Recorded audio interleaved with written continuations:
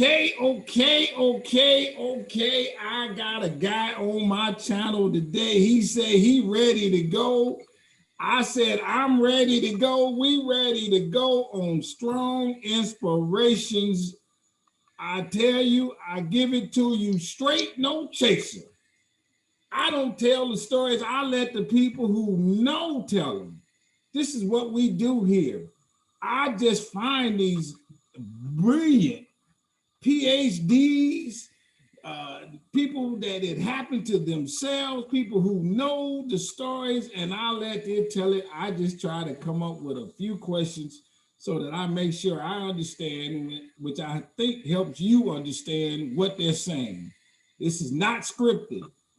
Sometimes I don't even know what they're going to talk about, and I just go with the flow, my friends. So I invite you to do one thing. Nah, not one thing. It's really 4 things, 5 things, 6 things.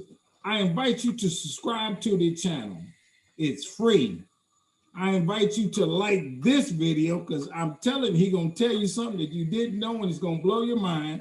Like this video. I invite you to hit the notifications bell because I'm putting 4 or 5 videos up a week.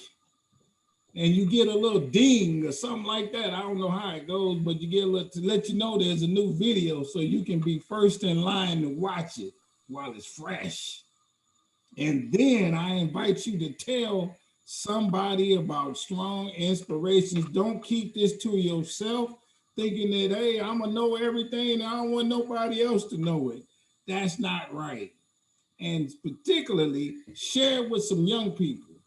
All right, and some old people, and some people that's your age. I guess I got it covered. The other thing I want you to do, and this is one of them 6, is I want you to know, and I want you to watch my movie, please. I say please because I think it's going to really enlighten you to see on film what I have put together for 75 minutes. 3 years out of my life to make this movie. All right, my brothers and sisters. Business in the Black, the rise of Black business in America. Powerful, powerful stuff in this movie. This is the DVD case right here. And I know and I understand a lot of people don't have DVD players. I still got a DVD player, but nonetheless, if you don't, it's streaming on Amazon. So you can watch it on your laptop. And you can watch it on your iPhone, maybe. You can watch it on your smart computer via Amazon. It's called Business in the Black, the Rise of Black Business in America. And then you probably know I wrote a book. I'm an author. Well, really, yeah. And then so check it out. When I wrote this and I did the movie, I think that made me a historian. I didn't think I didn't go to school to be a historian, but I know how to do the research, right? And I came up with 200 facts. It's really 204. The first fact is 1619, when the first enslaved Africans came to America. The last fact is about Motown. And so you can imagine I cover a whole bunch of stuff in between them two, because I stop at 1960 and Motown was started in 59. And again, I like talking about Black business and the rise of such. And so that's what those two cover. But I ain't gonna lie to you, I like it all. I like it all. And I like what my man is about to tell you. He's gonna talk about this city that I have flown to many a time on my way to DC and that East Coast area. You'll understand. Sir, go ahead and introduce yourself. Tell us a little bit about yourself. Let's get it on. Well, my name is Chris Phillips, and I teach at the University of Cincinnati. And about 25 years ago, when I was in a PhD program at the University of Georgia, I had a talk with my advisor, and he said, what do you think about doing a study of the Black population of Baltimore, the community, in the antebellum years, meaning before the Civil War? And I said, well, that sounds like a right good project. It also sounds like a big one. Okay, let me stop you right there, my friend. And I do that every now and then. How did you want to become a PhD studying history? I've always loved history. Ever since I was a kid. I don't know why exactly. And I always was driven or drawn to the 19th century, early American history. Yeah. Now, Baltimore is an interesting city because isn't it like part of the was it a free territory or enslaved territory? What's the makeup there? Well, that is a really interesting question because technically, yes, it was in Maryland, and Maryland was a slave state. But it was also the northernmost or one of the northernmost slave states. So it was Yeah, right on the border.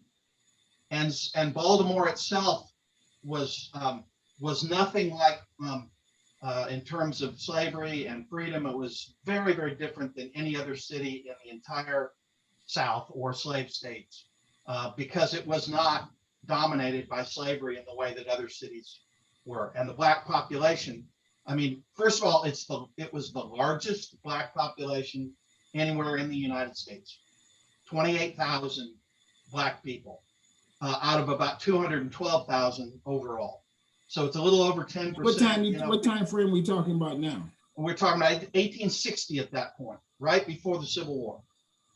Okay. Now, you're probably thinking to yourself, okay, that's 28,000 slaves in a city, a big, big city. Actually, only about 2,200 of them were slaves and 26,000 were free. And that made it completely different than any place else in the United States, in fact, in the Western Hemisphere, to have that many free black people. Let me ask you this. I've driven to DC, excuse me, somewhere I was driving, and I saw a sign that said Mason Dixie Line. Yeah. Where give us an idea of where that line is. That line is officially the border between Pennsylvania and Maryland. And so it is the northern boundary of Maryland and the southern boundary of Pennsylvania. That is the famous Mason-Dixon line. And it was named for the surveyors who actually surveyed and laid out that line. Now, it's not a direct line.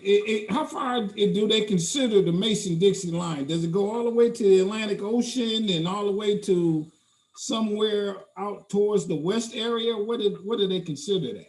It definitely goes to the Atlantic, and there's a little bit of a bubble right where it gets to the head of the Chesapeake Bay. So it's not a perfectly straight line all the way, but it's very straight after you get past that little bubble, and it goes west to the western border of Maryland. But that's where it gets interesting because for a lot of our understanding of slavery and freedom, we treat the rest of that border down the Ohio River as kind of an unofficial Mason-Dixon line too. So the Ohio River between Ohio, where I live now, and Kentucky, where I used to live, and Illinois and Indiana, it was sort of understood as an unofficial Mason-Dixon line. And everything up on the northern part of the Mason-Dixon line supposedly was the free territory. Correct. And everything below it was slave territory.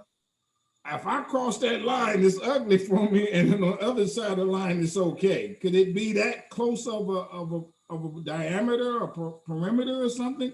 Well, that's the impression we have, but as we know, impressions are often not exactly right. There was what some scholars call a borderland. So there is a hard border between slavery and freedom, whether it be a river or whether it be an invisible line like the Mason-Dixon line. Okay. But when you're on one side or the other, you aren't necessarily certain that you are in slave or free territory because that borderland extends farther north and a little farther south. And in fact, John P. Parker, who was a conductor on the Underground Railroad, coined that phrase, the borderland, because he said it was not an easy place to live for black folk north of that river till you got to a certain point farther north than the border itself. Yeah, I got you. Like, well, for example, I know one of them, and you I know can speak to this real well, is Cincinnati. Right. Cincinnati, that river between Cincinnati and Kentucky was that Mason-Dixon line, let's say, right? Yeah, the unofficial one, right. The unofficial. That Ohio River really, in people's minds today and back then, there was a big difference between the way that people lived on the north side and the south side.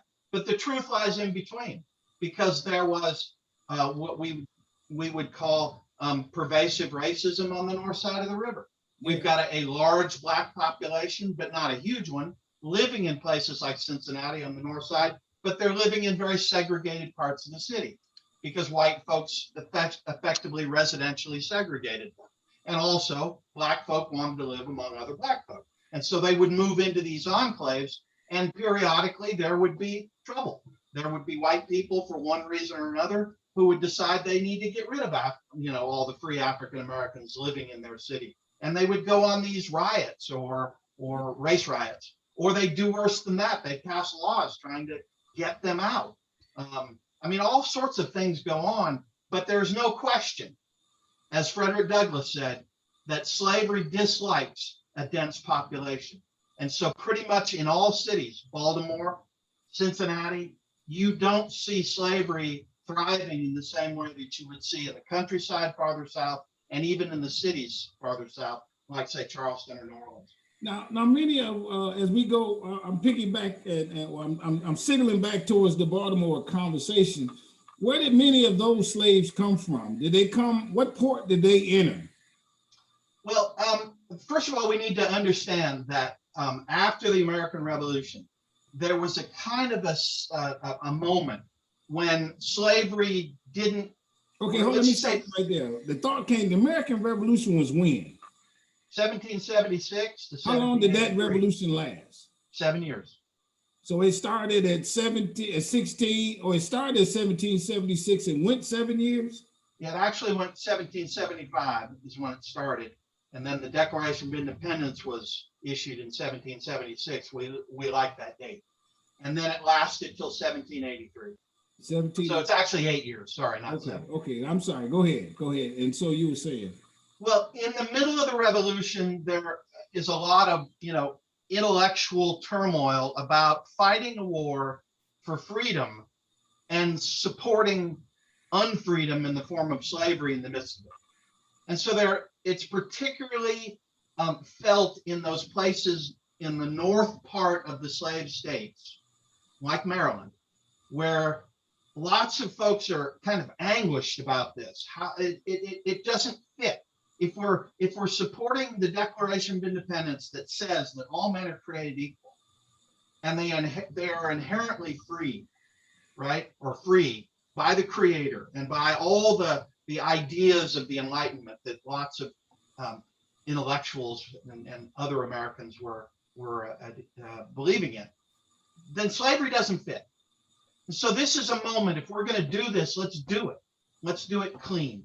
And so in the middle of the revolution, there are some people who are saying this is a moment when we ought to do away with slavery, get it out, because it's a bad thing for us. It's an evil. And so what you see in the middle of the revolution is after independence is declared, these former colonies become states, and they have to write up state constitutions. And they do it in some sense along the same lines of the Declaration and what will become the Constitution later. There are certain ideas, right? And they find their way into a lot of them. Well, in those northern states that are farthest away from the plantations, they find it easier to do. And so they write these state constitutions that somehow, some way get slavery out of their midst, either immediately or over time. Okay. And so that's the beginning point.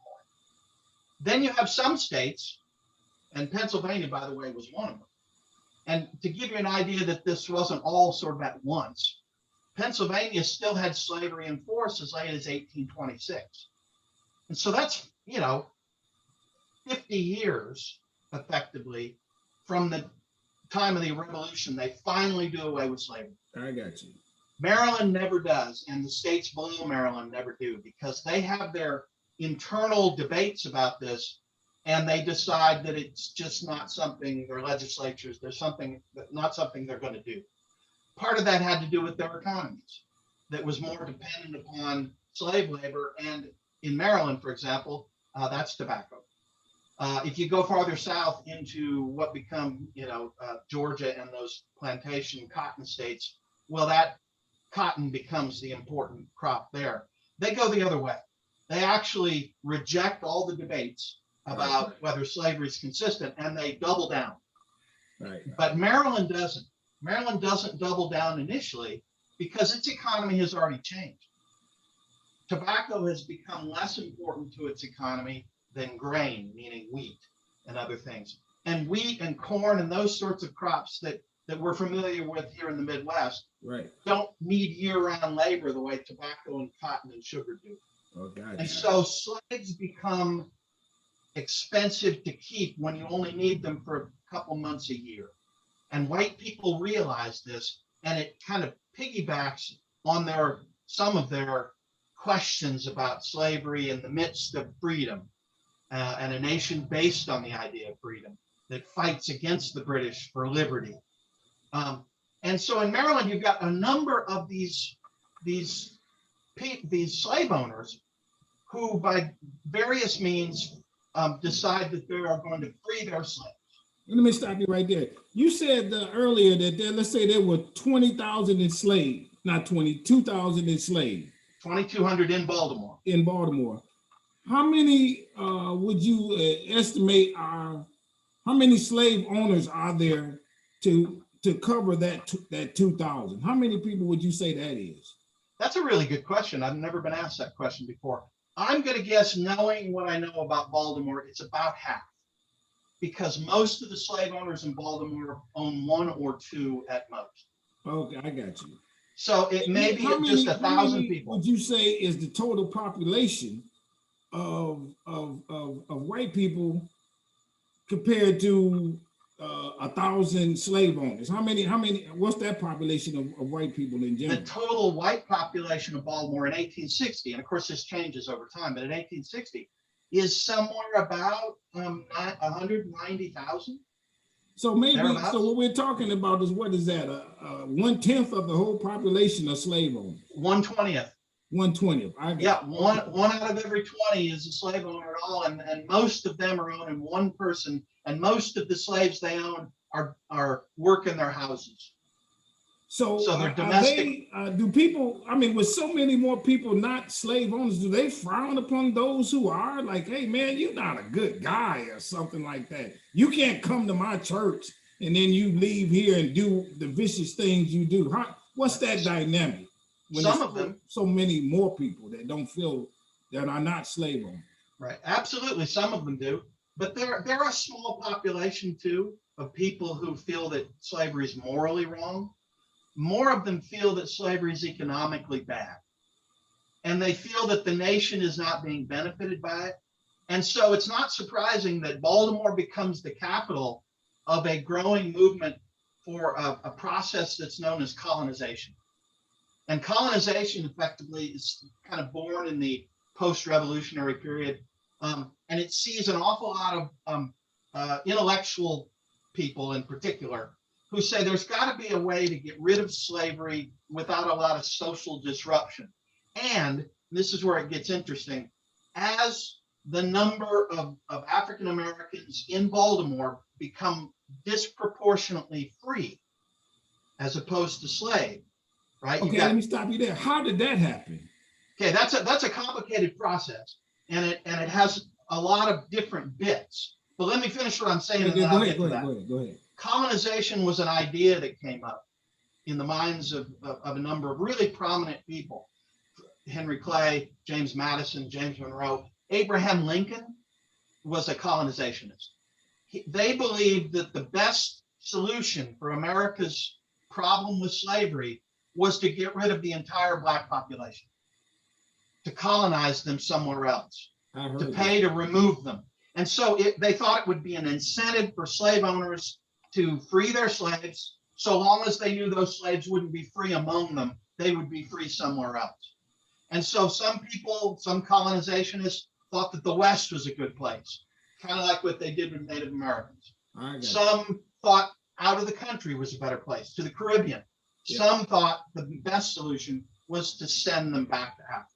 Yeah, I heard that. Of course, as we know, most African Americans thought it was a ridiculous idea because they believed they were Americans in every way that white Americans.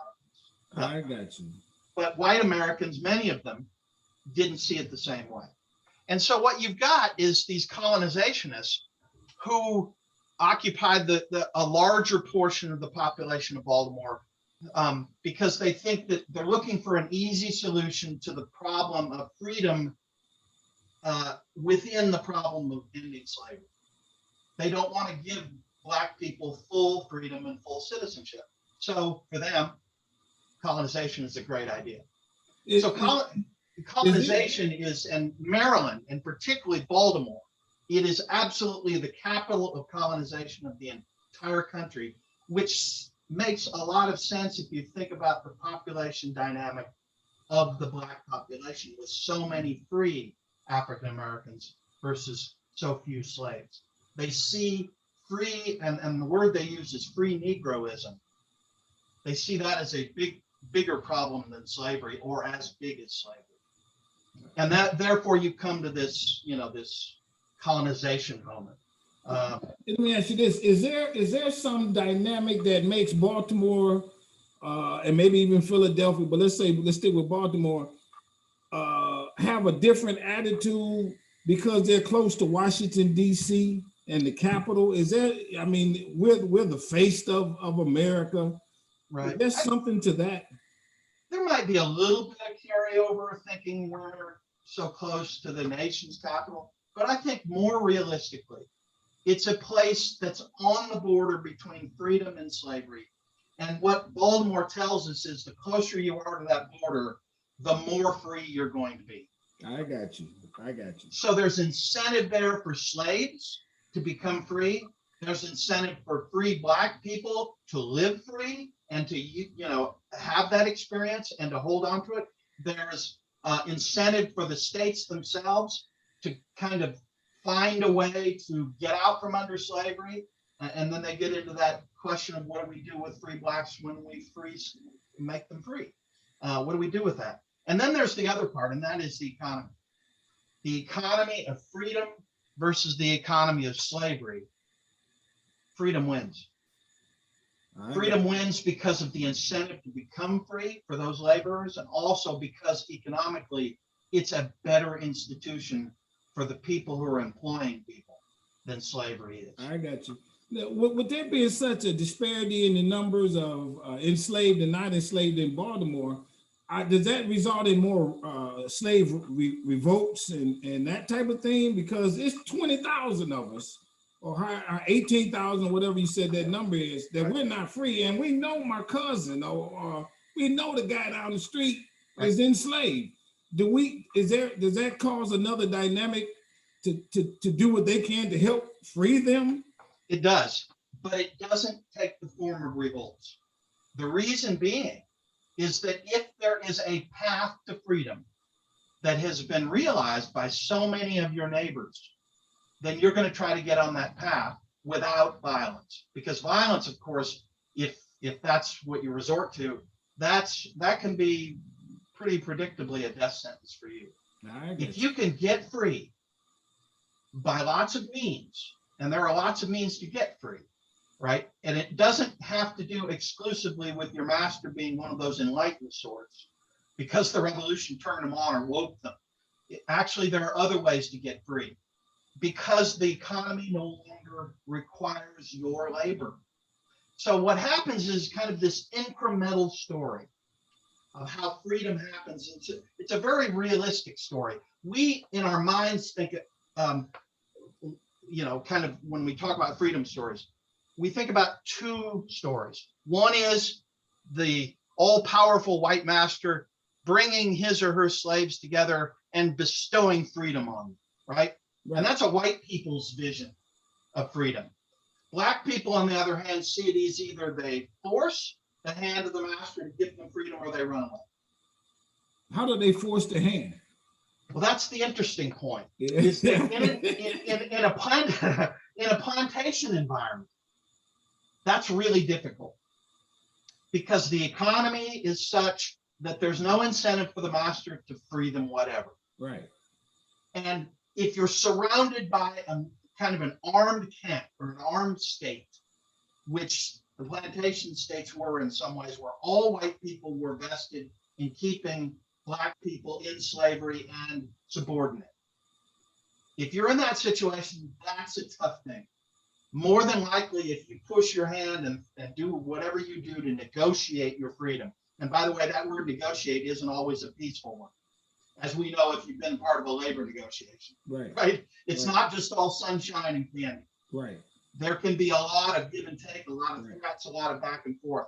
Right. If you're in that situation, you try to, and you're a slave and you try to negotiate your freedom by one way or another, chances are you're going to get sold down the river, or you're going to end up in Louisiana or Texas.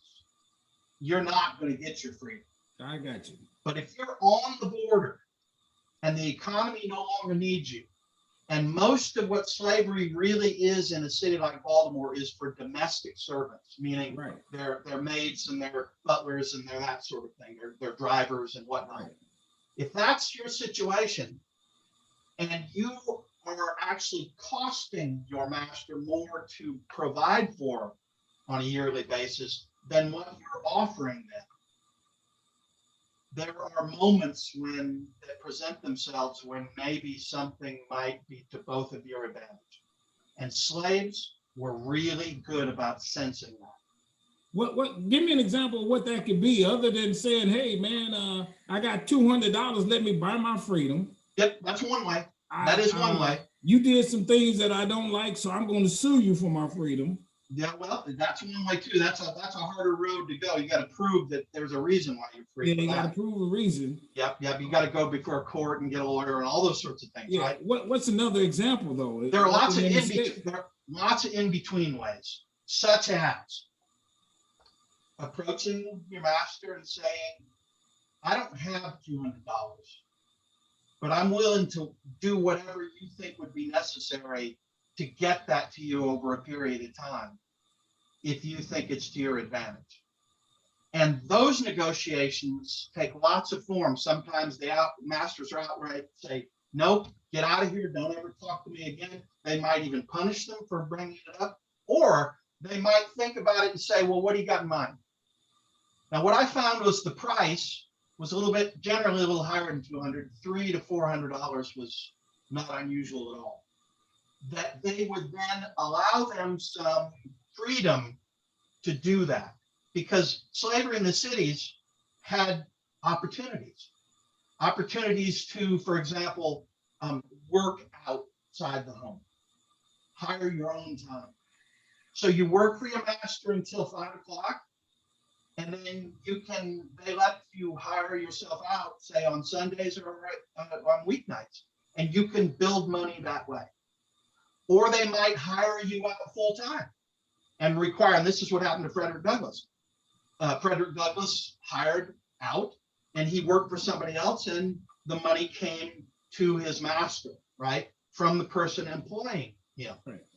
Frederick Douglass did not have any luck whatsoever negotiating his own freedom, but he did have luck getting his master to allow him to go one step further. Frederick Douglass got to live out. He could actually live away from his master so long as every Saturday he brought him whatever it was, the agreed price that he would bring him every week. And Frederick Douglass did that until he escaped. I got you. So, and then there's the other, and that is, literally hiring out, living out, hiring your own time. A master would give someone the opportunity to live with him or her and work somewhere else for whatever they could get. And then you can keep above and beyond what it is that we agree you're going to bring to me. And that's a way station to freedom. And it became such a way station to freedom that Maryland, unlike anywhere else in the country, has the growth of this very curious legal status that's known as term slavery.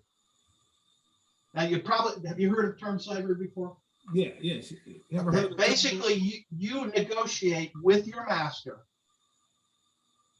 I'm going to be free at such and such a date. That might involve money. It might not. But it becomes a legal document because it's required that he or she, the master, sign a paper and register it with a local court. You are free for a term, or set slave for a term of years. That might be 1 year. It might be 5 years. It might be 25 years. It all depends upon the contract, but there is a contract.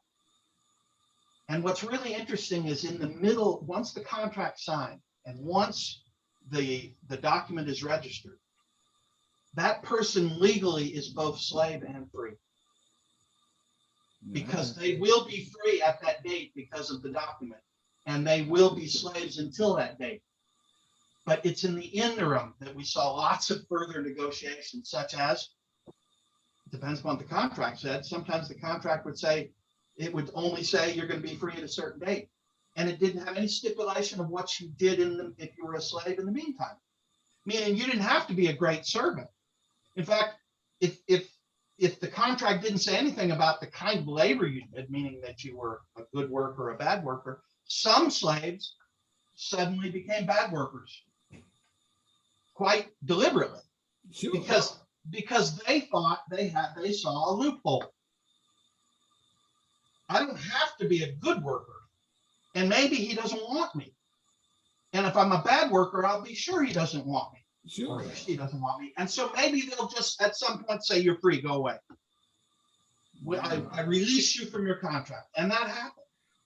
Sometimes, and this is to me the most interesting, and I read thousands of these manumission documents and these term slavery documents.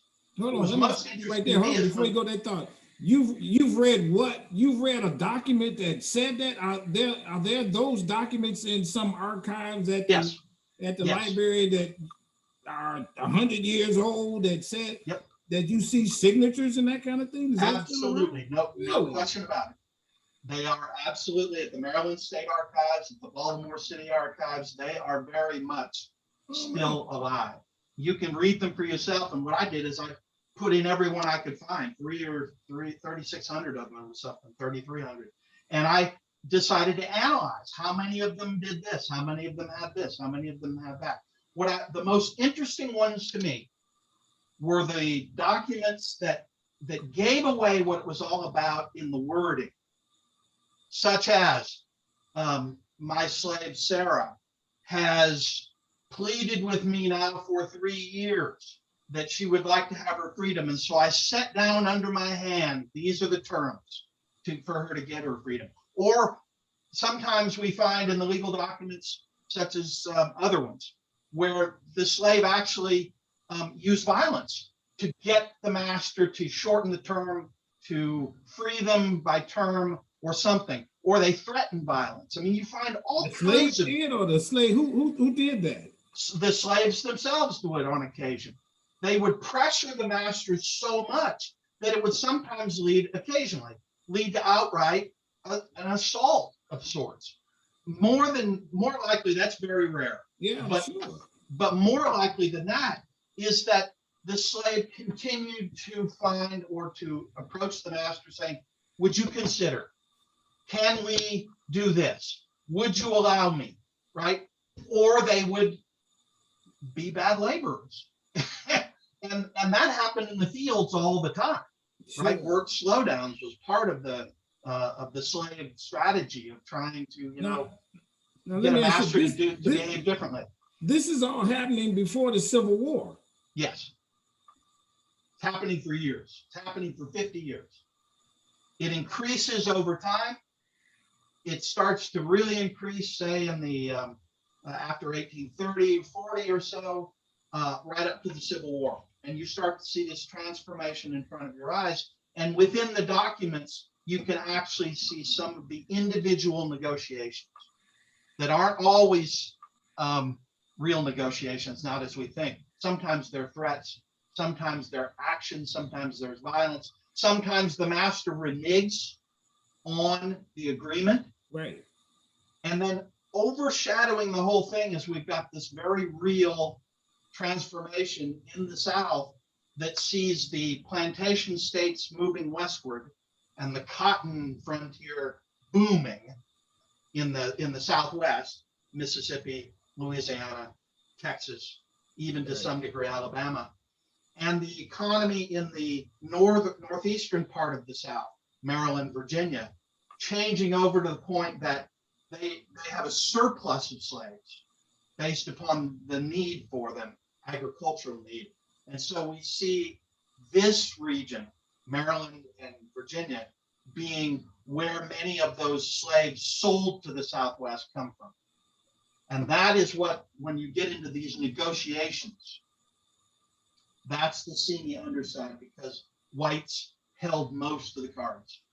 And in the end, if they didn't sign that document that said it will be, this person will be free, or even if they did, sometimes, suddenly there would be a slave sale made to a slave trader, and that person was suddenly whisked out of Baltimore and never heard from again.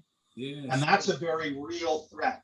And so when we talk about negotiations, it is a delicate thing. Yeah, sure. Let me ask you this: do you think that, and I'm sure this was okay? I'm enslaved, and all them other African American blacks are not slave. There's some the dialogue between them to help the enslaved figure out his strategy or her strategy to become free. Absolutely. And free blacks were absolutely part of that story too, because the more African Americans who got free and became part of the free black community, the more they wanted to get other people out of slavery and to help them any way they could. Sure. They would, and this is where the free black population is so important in understanding Baltimore, not the slave population, sure, but the free black population, but they work together. Sure. You've got free blacks who help somebody like Frederick Douglass to see the way to get freedom. And they assist him in various ways, lots of ways. You see free black populations create organizations and institutions like churches and schools that are vibrant and they're important and they last, right? You've got people who have access to lawyers who are sympathetic to the cause of freedom, particularly Quakers. And Maryland was a heavily Quaker state, particularly the northern part, just like Pennsylvania was, right? Quakers who are willing to assist them. And how do they assist them? Sometimes they serve as brokers for freedom dues, or sometimes they'll actually go represent them in court for free, or contract with a lawyer who will, to try to help them get their freedom for one reason or another. And you've got all of that going on in the midst of it. And this causes a lot of whites to be very uncomfortable because they feel that the larger the free black community gets in Baltimore and in Maryland in general, and Maryland, by the way, is the only state in the United States on the eve of the Civil War that has a black population that is equal numbers slave and free. Most of them live in Baltimore, but not all of them, right?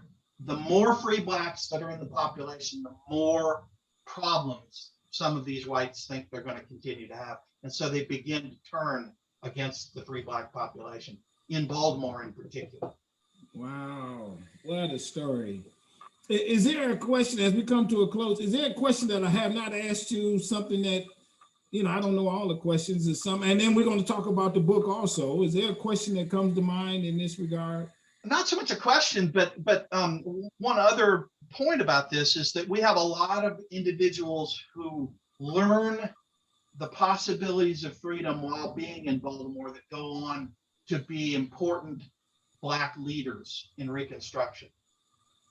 For example, Hiram Revels, the very first black U.S. senator from the state of Mississippi. He's a minister in Baltimore before the Civil War, so he is part of that whole. So he was born in Mississippi and then got to Baltimore and got his freedom.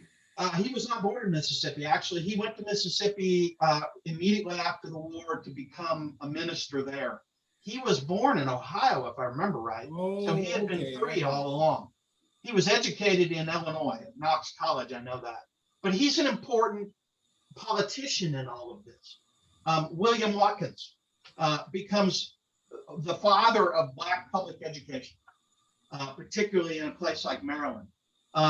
Henry McNeil Turner, he becomes a U.S. representative from Georgia during Reconstruction. Same kind of story. He moves from Baltimore farther south, and then he becomes a Republican, and he's part of the Reconstruction story there, and is one of those black legislators that comes in during Reconstruction. These folks learn this while living in a place that freedom was made free. It wasn't just an idea. It wasn't just a dream. The dream had become real in Baltimore, and those people and those institutions were incredibly real. In fact, Baltimore has the second African Methodist Episcopal church in the entire country, right after Philadelphia. Didn't know that. And the AME church becomes central in this struggle for freedom all over the country.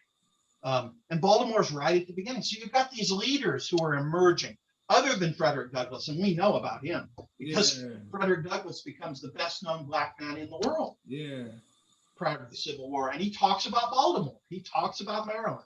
The best paying occupations for Black folk in Baltimore before the Civil War were either as barbers, and Hiram Revels was a barber, in addition to being a teacher and a minister, and caulking. And caulking is ship caulking, meaning when they build the ships, and Baltimore was a site for shipbuilding, it was a very skilled occupation to waterproof the boards or the cracks between the boards of the ships. And it was that trade right up until the 1850s was dominated by Black skilled workers. I got you. Caulkers. And then it began in the 1850s when a lot of things tended to change because of an influx of immigrants and that sort of thing. There were attacks on those caulkers because it was so well known and so well paying that Black people had kind of dominated that trade. I got you. Beautiful presentation. Do you have a book or something? Yeah, my book. You have a copy of the book right there you can show us? I don't have one right in front of me. In fact, I looked all over the place. So instead of reading the book, I read my dissertation. Yeah. Well, what we're going to do, what's the title of the book again? The title of the book is Freedom's Port. And then the subtitle is The African American Community of Baltimore, 1790 to 1860. Everybody, we're going to put the title of the book and it's available on Amazon. It is, absolutely. University of Illinois Press. Yeah, it's going to be the Amazon guy. He got all the books. That guy got all the books. Your book not on Amazon is not real. Right. We're going to put all that in the description. Everybody, I told you, I find the people that know what they're talking about. He knows what he's talking about, man. He was thorough. He taught us something. I've always had an affinity for Baltimore when I go through. I love the city. Now I got an understanding as to why, even more so. Thank you for being on the channel. Everybody, thank you for watching this here, Strong Inspirations, where we give it to you straight, no chasing. I just try to come up with some questions and come with it and let them roll. And that's what happened again today, my friends. So hit the subscribe button, hit the like button on this video, hit the notifications bell, hit the tell somebody about us, watch my movie, read my book. I would appreciate it. Read his book. And to you, I say, I really want you to stay strong, stay safe, stay on your grind, because we really appreciate what you're doing. We're going to say we out. Bye-bye. Thanks, Anthony.